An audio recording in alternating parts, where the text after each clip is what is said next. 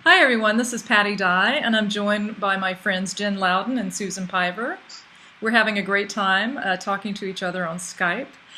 And one of the reasons that we're talking is that we're doing some planning and finalizing things for a retreat that we're doing on writing in Boston, September 23rd and 24th. This is the second one that we've done together. We had such a great time and such great response from the first one. And we put a question out on Twitter and Facebook just to see what are some of the questions that people have about their writing practice, about writing in general. And we know that there were a couple themes that came out. One of them was fear, and one of them was this idea of choosing. How do I choose what to write about? So I'm going to pose this question to Jen first, I think. Jen, one of the questions was, I go out on a walk and I have all these great ideas, and I come back and I've sort of lost them. So what ideas do you have for the folks who are coming up with great things to write about and then don't know how to follow through with that? That happens to me all the time, so a few different things to try. One is take your smartphone with you or a pad or index cards and write down the phrases and the ideas.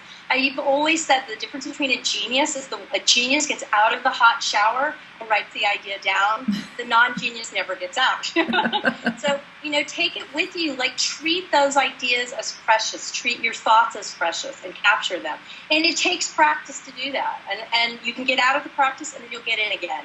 It's one of the things that Susan will be talking about at the retreat is beginning again.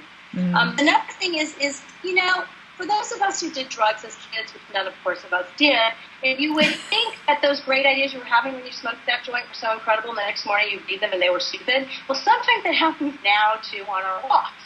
Sometimes those ideas aren't that brilliant, and it's okay that they don't become anything. Instead, what I like to think is, that energy is there. That means that I want to write. So I like to honor that energy, and whatever's coming now on the page is what's coming now. That's great. That's great. How about you, Susan, about that or this idea that Jen mentioned of starting again? Yeah. Well, just quickly on the how do you capture something that you thought was there but then seems to disappear when you actually start writing? I have two thoughts. One is it's completely okay to write the most stupid thing that you possibly can. That may not even be what you thought seemed so brilliant and clear in your mind. Actually try to write it as stupidly and awkwardly as possible. Just get something on the page, and then the writing goddesses sort of come to your aid at a certain point, or not. But usually they do, and you sort of find that doorway again to that inspiration that you had. And then as a meditator, and I will be teaching meditation at our workshop, which I'm really looking forward to because I think it's a fantastic adjunct to writing. It really helps with fear and retaining ideas. As a meditator, you sort of think, well, I'm practicing meditation. I just had a great idea for writing, but I'm not supposed to think about it because I'm supposed to let thoughts go. God, that was a good idea. What do I do? So it's my secret, completely unauthorized trick for remembering ideas when I'm supposed to be thinking about nothing.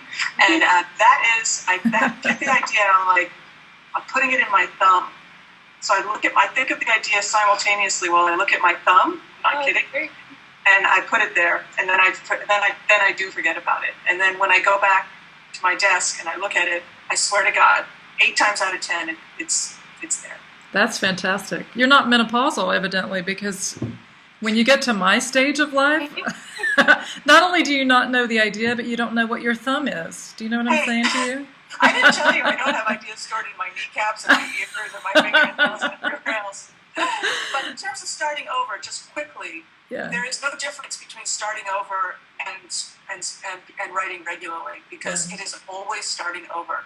So if you think that it's been so long, I'm rusty, we all are starting, each of us, and I hope I can speak for all three of us by saying that each time you sit there to work, it's really starting over. So it's just a matter of being brave and being happy to look foolish and starting to put words down.